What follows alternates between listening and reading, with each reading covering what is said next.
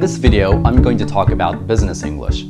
One of my readers, Haley from Canada, asks, I struggle to express myself in a professional way when working with the clients and peers. Do you have any advice? That's a great question, Haley.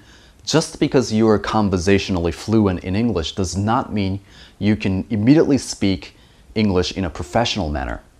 You know, when you went to school, you had to learn how to write an essay.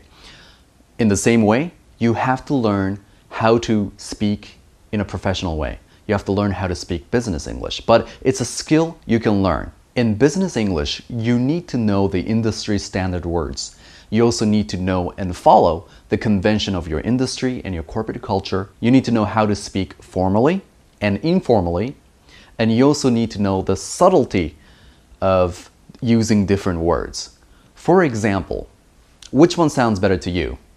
Thank you for purchasing at splashenglish.com, as opposed to thank you for buying our book at splashenglish.com. So both sentences mean the exact same thing. Purchase, buy, these two words have the same meaning. Depending on how you use them, when you use them, they have a different nuance. So you need to know the context and need to figure out whether it's more appropriate to use the word purchase or if it's more appropriate to use the word buy. If you are learning English as a second language, I have some recommendations for you. I recommend that you check out these two textbooks. The first book is Market Leader. This book includes a lot of great articles on common business issues that are applicable to many different industries. The articles and the sample business letters that they have in here are quite good. They're great to learn from. They do have some grammar practices, but I don't think you need to do them. I think you can skip them. I recommend that you start with advanced level. It's a great resource. The second book I want to show you is Intelligent Business Series. This also includes a lot of great articles. Also, don't forget to check out their course book and their skills book.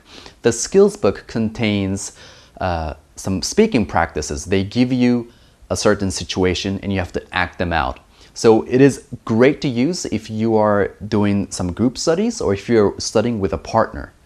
And they do have some fill-in-the-blank exercises, which I think you can skip.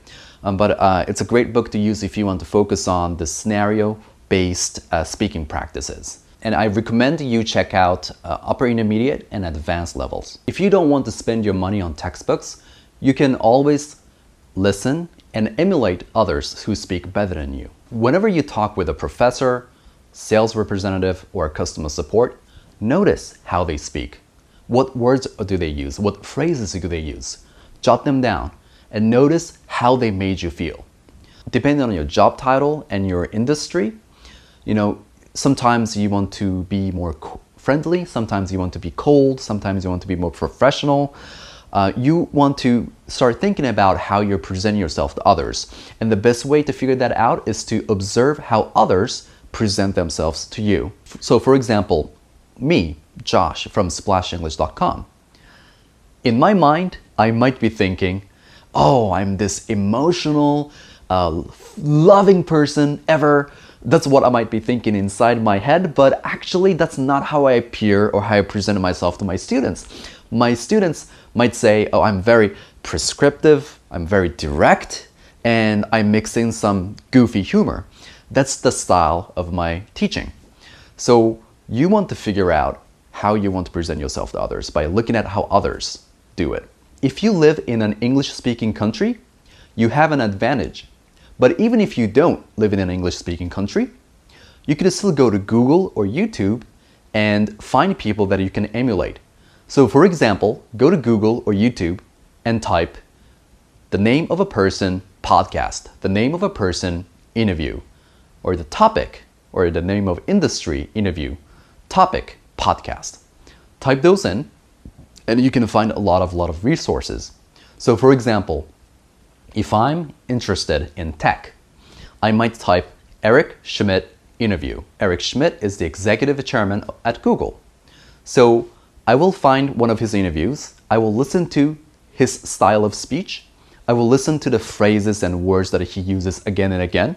And I might copy that, I might emulate that. So next time I go to a tech conference, I will use and say the exact same thing he said and practice my English. If I'm a supply manager, then I might type supply management podcast.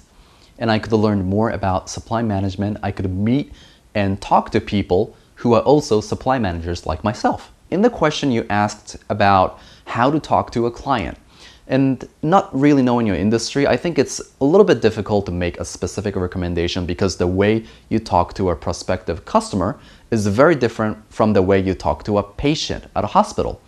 So here are my suggestions for you. Pick up some books on sales and consulting. Some of the people that you might want to check out are Brian Tracy, Zig Ziglar, and Tom Hopkins. So those are the people that you might want to check out and gain some knowledge and skills to speak to a client or customer. Also listen to the CEOs of companies.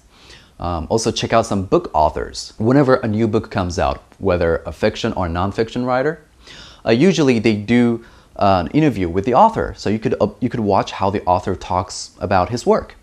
Also check out other coaches and instructors and teachers on YouTube. There is anything from fitness to yoga to English teaching to DIY woodworking. When I first got started speaking in front of a camera and doing YouTube, I watched the fitness and yoga instructors and I studied how they talked. And that's how I gained my initial inspiration to speak in front of a camera. So also check out people in other industries and see how they talk and see what you can borrow from them. If you want to learn the exact words and phrases people use in business, just join my mailing list below and I'd love to share more. Thanks for the question.